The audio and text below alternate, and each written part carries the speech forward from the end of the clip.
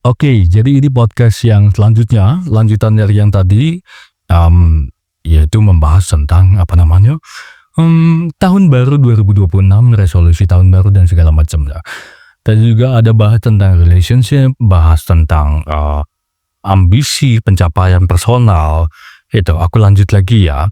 Jadi, Kak Sabiru gimana nih kalau misalnya aku tidak memilih jalur cinta-cintaan gitu ya?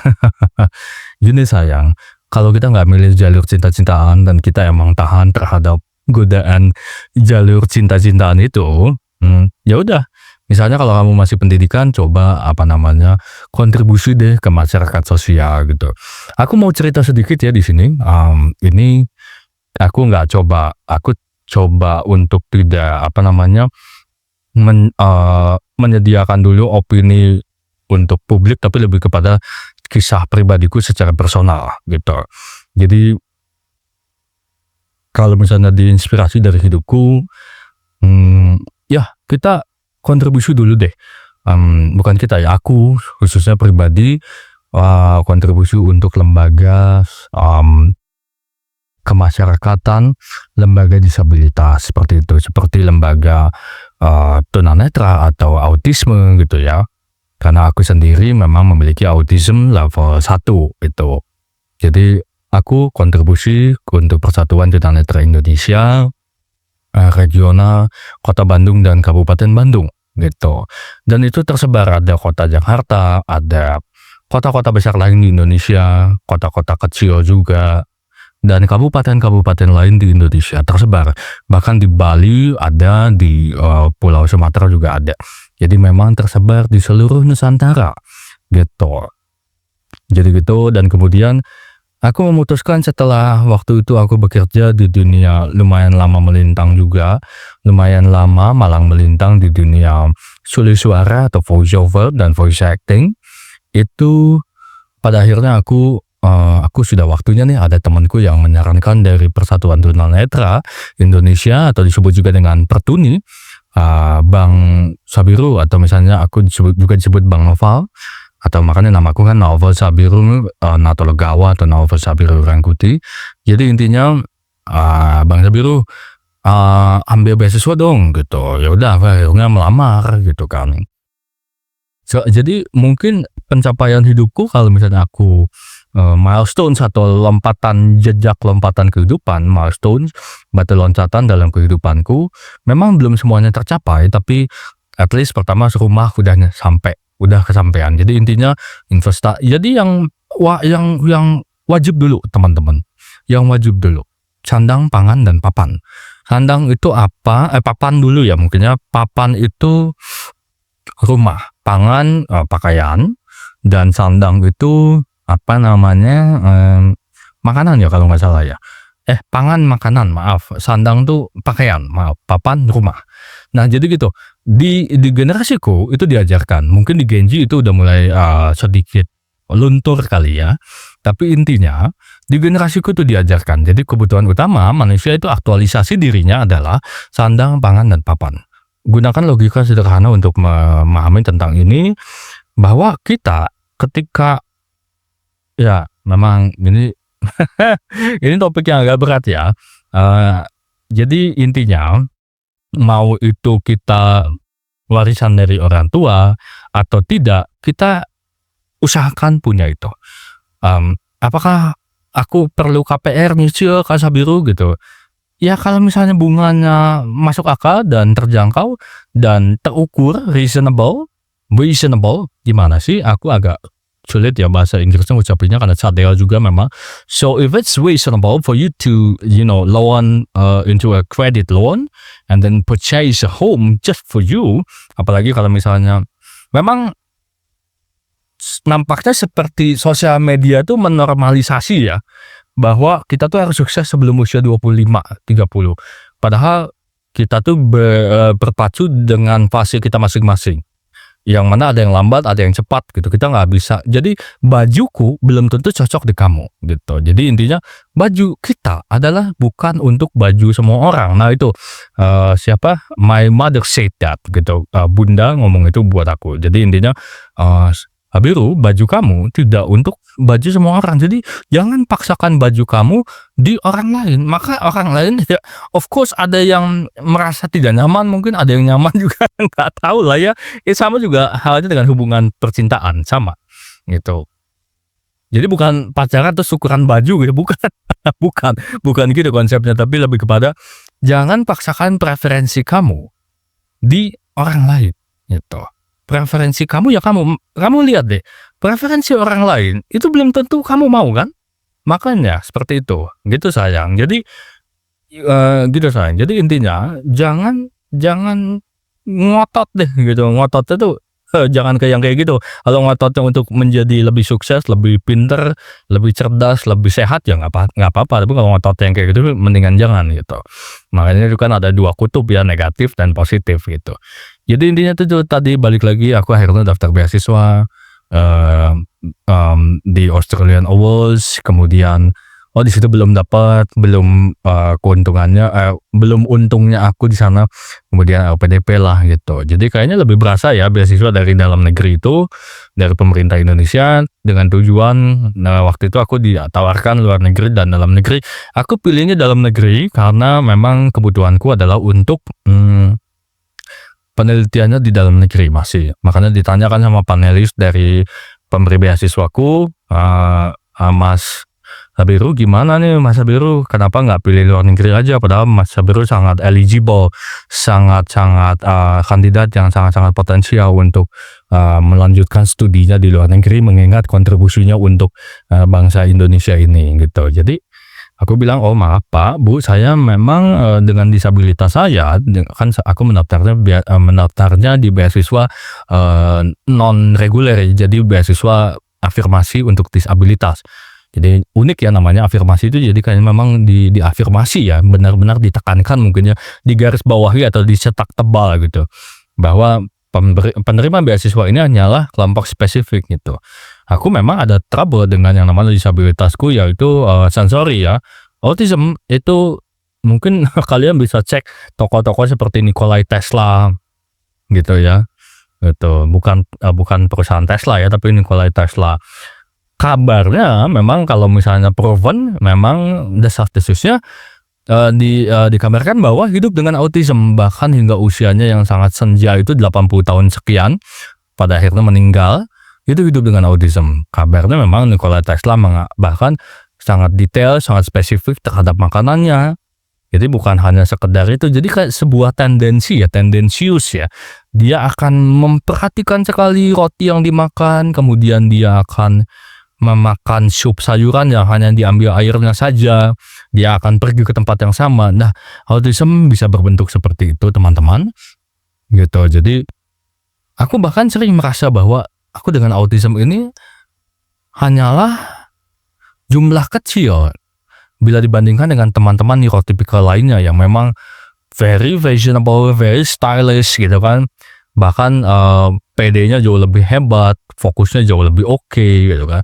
Tapi aku tidak merasa kecil, memang walaupun aku merasa kayak, wah aku jujur ya, dengan atau tanpa diagnosa psikolog sekalipun mengenai aku memiliki autism atau tidak, aku tetap akan melakukan hal-hal yang sangat bernuansa autistik gitu. Jadi kayak solo riding sendiri into the depth of the mountain at night, solo riding sendiri, kemudian memperhatikan hal-hal kecil, detail-detail kecil yang sangat menarik bagi panca indraku, sensoriku gitu kan. Mulai dari indera penciuman, indera pendengaran, indera penglihatan. Jadi kayaknya kalau autism itu memang pay attention to small details more than general pictures gitu. Autism memang lebih sering memperhatikan detail-detail kecil daripada general pictures. Memang itulah uniknya neurotypical dengan neurodivergent yang luar biasa memang. Ada banyak sekali variasi dan ragam macamnya, dan itu menjadikan kita masing-masing unik dari diri kita masing-masing gitu. Dan kemudian selanjutnya setelah mendapatkan beasiswa, akhirnya aku mulai studi, mulai publikasi di jurnal internasional. Terima kasih, ini aku ucapkan special thanks ya. I wanna mention a special thanks buat ya kan, rekanku dan kemudian dosenku, ada Faksi Rana Al-Kahfi yang luar biasa sudah mengajarkan aku tentang bagaimana jurnal internasional pada awalnya. Kemudian ada Rania juga, ada Fardi dan Galang pada saat itu ya. Mungkin mereka melihat atau tidak melihat podcastku ini tidak masalah. Yang penting aku sudah berterima kasih. Dan ada Teh Dianti juga, ada dosen-dosenku, Prof. Emi, Prof. Fuad, dan Prof. Ari. Pak Ari belum menjadi profesor. Dan sekarang akhirnya Ibu Ika menjadi profesor pada akhirnya. Dan nama-nama lain yang aku mungkin coba sebutkan, PK 207, Kamala Nagari ya, luar biasa. Dan pada saat itu aku memang pada saat itu ya, karena memang berada di keramaian, jadi seperti putri malu memang, dan itu terkait sensoriku. Dan ada Mbak Benik juga yang sampai saat ini masih undiagnosed ya, autismnya masih undiagnosed, jadi belum officially diagnosed, tidak different with my case, it's totally different with my case. Aku memang didiagnose sejak usia 5 tahun dan itu sudah menahun, jangkanya lebih dari 5 tahun dipantaunya, bahkan lebih dari 15 tahun gitu. Dan itu ada yang bilang jangan self-diagnose ya, betul. Dan bahkan satu psikolog itu tidak cukup, jadi memang harus bawa 2 kantong, 3 kantong. Kita mengantongi banyak opini dan akhirnya difilter lagi opini-opini itu, baik dari tenaga kesehatan seperti psikolog, psikiater maupun dokter sekalipun gitu. Jadi kita melakukan komparasi gitu. Membanding-bandingkan bukan untuk menghilangkan membanding-bandingkan bukan untuk menghilangkan kebahagiaan, tapi lebih kepada ya untuk keperluan studi aja, mengetahui potensi diri kita dan segala macam. Ada yang bilang comparison is the thief of joy, gitu. Agaknya kalau untuk konteks ini kurang tepat gitu. Jadi nggak satu quotes bisa untuk segala macam situasi dalam kehidupan kita gitu. Dan akhirnya publikasi di jurnal internasional. Beberapa teman ada yang merasa kayak wah kaget gitu kan.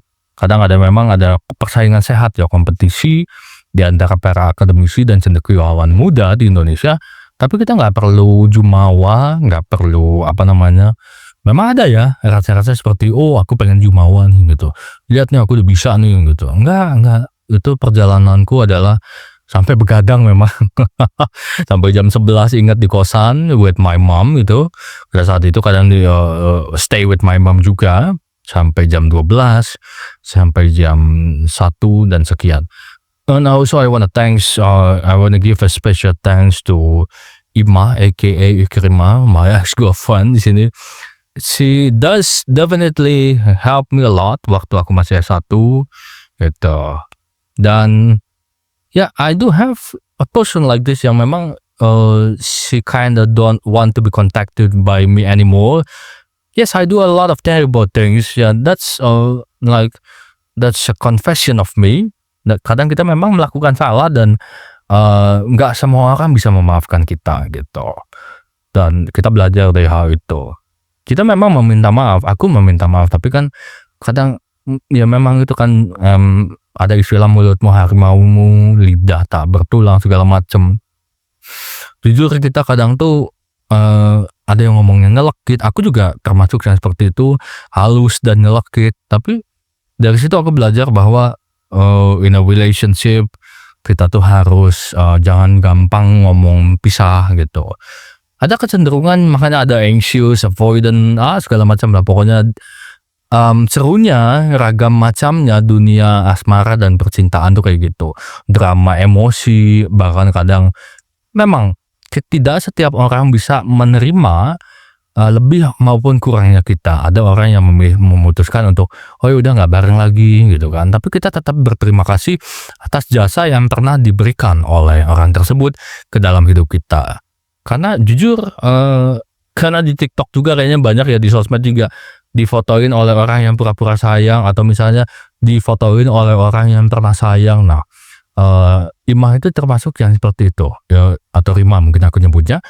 Dia mau rela bangun pagi-pagi pada saat itu untuk membantu aku mengerjakan tugas kuliahku. Tapi pada akhirnya kami tidak bareng lagi. Ya tidak bareng lagi, memang seperti itu episodenya gitu. Itu harus diterima gitu. Apakah aku mengharapkan dia kembali? Ya, I don't know. Untuk saat ini aku masih berpacu dengan, ambisi-ambisi personalku gitu. Jadi mungkin kalau misalnya entah itu kami bareng atau putus atau balik lagi, itu tidak menjadi, sorotan utama dalam kehidupanku saat ini gitu. Dan ada juga I wanna say another thanks to my friends in Telegram juga kan, kayak Bibil khususnya udah lama banget ya kayaknya Bibil kita kenal, dan kemudian Bibil itu aku kenal Bibil duluan bahkan sebelum kenal Rima. Jadi Bibil itu kayak gimana ya, bisa dibilang, dia tuh mengagumi dari jauh dan masih sangat loyal, sering menyapa juga. Jadi teman yang baik lah. Jadi sahabat yang dekat, yang baik, dan I do know a lot of things juga dari Bibil dan orang-orang baru dalam episode kehidupanku yang banyak memberi makna. Nah gitu, cara kita memaknai kehidupan tuh kayak gitu, cara aku memaknai kehidupan tuh gitu. Oke, jadi tadi itu beasiswa ya, terus, sebentar ya aku benerin kacamata dulu.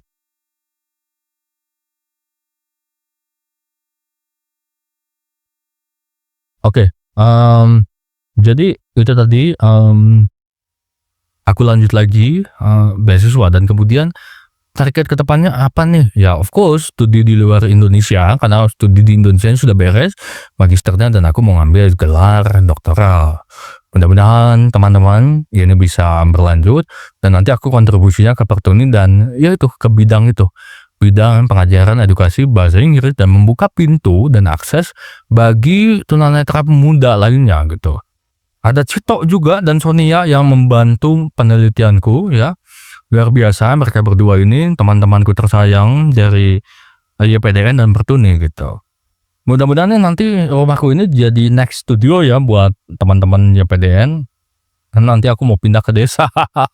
I want to do like homesteading and then cottage court. Jadi memang kalau aku bisa cerita, mimpiku selanjutnya adalah I wanna have 2 motorcycle and then 1 house on the countryside, benar-benar countryside gitu ya. Aku pengen punya 2 motor, kayak misalnya satu cafe racer nih, atau mungkin satu lagi aku pengen punya sport bike. Gak usah yang mahal-mahal, yang terjangkau apapun itu nanti aku modif sendiri. Nah, dengan autism itu autism tuh kadang kayak gitu juga ya.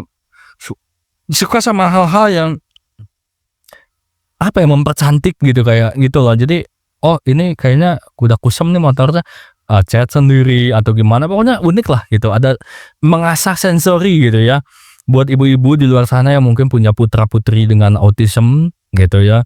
Ya, Yayasan Masyarakat Pemerhati Autism Indonesia, Empati, senyumlah karena memang di balik itu ada sangat banyak playground yang bisa dimainkan. Jadi autism itu terkait dengan non-verbal kan, ada yang verbal juga. Aku mungkin kebetulan levelnya level 1 jadi masih bisa berkomunikasi secara direct seperti ini. Tapi kalau udah di keramaian aku shut off gitu. Jadi shut down atau knock it off gitu. Benar-benar tershut down kalau di keramaian gitu. Jadi sensorinya overload dan akhirnya mengalami autism meltdown dan akhirnya apa tuh namanya, aku bisa bilang tuh kayak, aduh apa ya namanya, ya jadi diem aja gitu, menutup akhirnya. Dan ini kalau aku sendirian seperti ini ya looks like a normal guy gitu. Tapi kalau misalnya di telusuri lebih dalam lagi bagaimana proses berpikir, bagaimana proses memaknai peristiwa dalam kehidupan sehari-hari gitu, bagaimana berartikulasi gitu loh, bagaimana memiliki visi dan misi ke depannya, atau mungkin yang sudah terjadi di masa lalu dan segala macamnya. Jadi memang aku yappers akut ya, mungkin kalau ada Gen Z dan Gen Alpha you so yapping gitu, jadi kayak yapping. Ya of course, memang beberapa orang diciptakan suka yapping dan bahkan si pendiam sekalipun dia akan yapping pada waktunya gitu. Jadi intinya itu, I wanna have several more motorcycle and then a car and then a house, which looks like terinspirasi sih dari the local project Australian YouTube channel atau mungkin ada Indonesian channel, aku lupa namanya, tapi mostly it's about interior design and architecture. Jadi gimana nih, apakah mau tinggal di Australia atau misalnya di Kanada, ya kita lihat nanti ke depannya gimana, gitu. Atau di Selandia Baru, kebetulan ada Raka juga, si Las Pangestu ya, Raka juga mau tinggal di New Zealand kabarnya. But who knows about the future, karena kita cuma merencanakan, nanti kita eksekusinya seiring dengan waktu berjalan, gitu. Wah, menarik nih, 20 menit lagi nih. Gak berasa memang talking head seperti ini, konten seperti ini ya banyak pengalaman. Jadi teman-teman di luar sana itu kalau cerita pengalamanku ya, jadi kalau misalnya teman-teman ada rencana mau bisnis atau apa gitu, banyak kok di sosmed yang sudah mengajarkan bahwa kita memang harus banyak-banyak bergerak, mengolah diri dan mencapai apapun itu. Pencapaian kecil, pencapaian menengah, pencapaian besar, tidak peduli jenis pencapaian apa, tapi lakukanlah sebuah pencapaian sehingga kita tidak diem aja dan merasa depresi gitu. Dan kemudian apalagi ya, aku ingin bilang kayak apa tuh namanya, ya memang aku merasa bahwa aku juga sempat mengalami yang namanya depresi, bahkan kayaknya dari kecil ya sudah ada bibit-bibit depresi itu, ada rasa ingin untuk mengakhiri hidup. Jadi aku mungkin survivor of depression. Jadi intinya depresi itu mungkin aku bisa bilang antidotnya itu adalah berkegiatan dan memang harus dibantu gitu. Teman-teman harus cari dukungan. Kalau ada yang merasa kayak no life, depresi, hikikomori, apapun itu namanya, harus cari bantuan. Jadi depresi habis life after breakup gitu. Bahasanya gitu kan zaman sekarang luar biasa ya. Kita nggak bisa, namanya mungkin kita tipe orang yang konsisten ya, ketika kita ngomong sayang sama seseorang, rasa sayang itu lama banget diemnya. Tapi ada orang yang ngomong, "Oh aku sayang kamu," besoknya dia udah nggak, kayak gitu. Gitu. Jadi kita nggak bisa menjudge seseorang, "Oh kamu jelek dengan cara seperti itu, kamu manusia yang toxic, red flag," gitu ya. Katanya bulan Januari sayang, kok bulan Maret udah nggak sayang, gitu kan. Ya, it's okay gitu loh. Manusia memang dinamis, berubah-ubah, apalagi bukan diri kita. Kita nggak bisa taking control of other people's brain gitu. Kalau kita nggak bisa mengalienasi otak orang lain, termasuk pacar kita, keluarga kita yang terdekat gitu. Nggak bisa mengalienasi dan menginvasi gitu, jadi diktator gitu. Enggak. Bahkan sekelas human slavery sekalipun, perbudakan manusia sekalipun, masih ada loh yang berani menentang. Dari budak-budaknya itu ada yang berani menentang. Zaman-zaman jahiliyah ya, itu zaman-zaman purbakala ya gitu. Jadi emang sudah menjadi kodrat mungkin ya bahasanya. Aduh, bahasanya udah mulai berat nih. Sudah menjadi fitrahnya manusia untuk merasa bebas atas dirinya sendiri gitu. Jadi kalau ada yang minta putus, ya udah. Apalagi mau ninggalin, ya udah, jangan dikekep gitu ya. Jangan dikekang gitu, "Kamu nggak boleh putus sama aku, nggak bisa gitu, nggak bisa. Lagi-lagi nggak bisa putus ya, nggak apa ya, nggak logis aja gitu. Karena tiap anak manusia, tiap individu ya pada akhirnya buang hajat pun sendiri gitu, buang air besar pun sendiri. Atau kamu masih bisa, kamu kekeh masih bilang, "Tapi kok Sambiru dia tuh kan sayang sama aku tadinya." Ya itulah reaksi kimia dalam otak kita. Memori itu bertahan. Kita berprinsip bahwa, "Oh dia sayang, dia nggak mungkin kemana-mana," besoknya dia berubah, mau itu suami atau istri, mau itu sudah diikat sama janji suci, janji sakral sekalipun di atas kitab suci misalnya gitu, atau di atas altar sudah saling mengucapkan janji suci, saling memasang cincin, saling mencium secara cinta dan kasih gitu kan. No, tidak bisa. Nggak bisa, bahkan secantik Raisa sekalipun, Hamis Daudnya begitu, mereka pisah gitu kan. Itu kayak Daehun dan Jule gitu aku ikutin ya, ke Genji-Genjian dan ke gen alphaan gitu ya, aku sangat mengikuti gitu.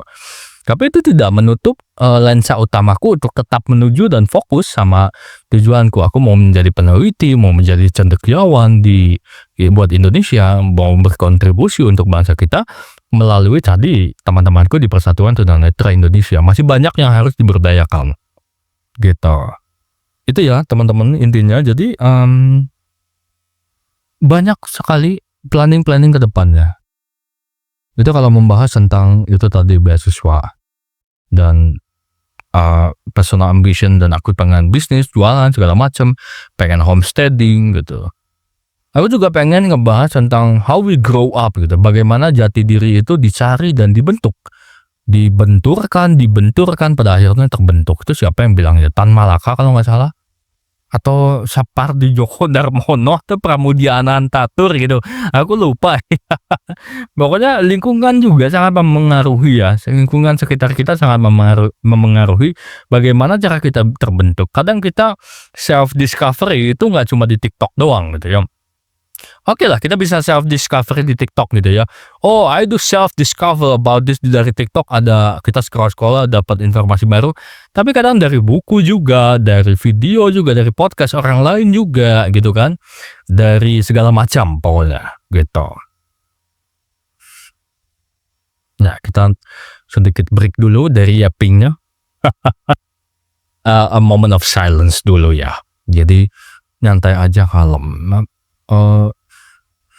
Mungkin buat teman-teman di luar sana, sayang-sayangku yang pengen ke Belanda nih, misalnya aku pengen ke Jerman kah, atau pengen ke Belanda kah, pengen Ausbildung, atau pengen ke Jepang kah, ya do it gitu. Atau aku pengennya stay di Indonesia aja, tapi bisnisku banyak dan kemudian uangku banyak, tapi aku pengen menjelajahi Indonesia yang hidden game gitu loh Kak, jadi hidden paradise gitu. Oh silakan gitu. Kadang itu yang kita lupakan.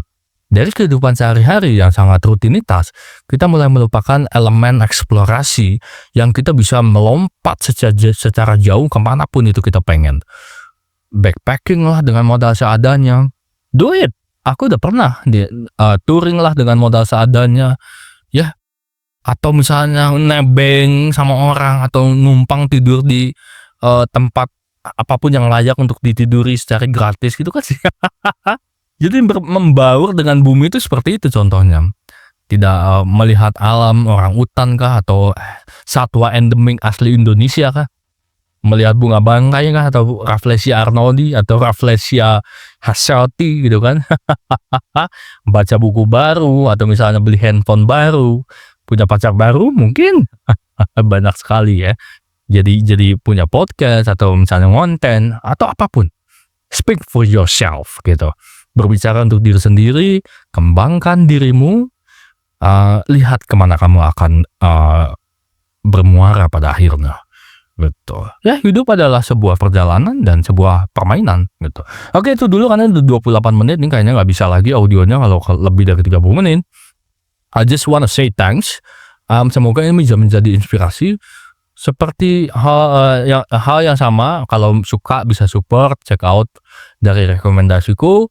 Full videonya bisa ditonton di TikTok atau di YouTube aku. Nanti aku cantumin informasi bahwa full video bisa ditonton di YouTube atau TikTok aku, di Jojo Sabiru YouTube gitu. Kalau kalian suka bisa like, comment, subscribe, save juga, bisa di repost juga, intinya apapun itu. Betul.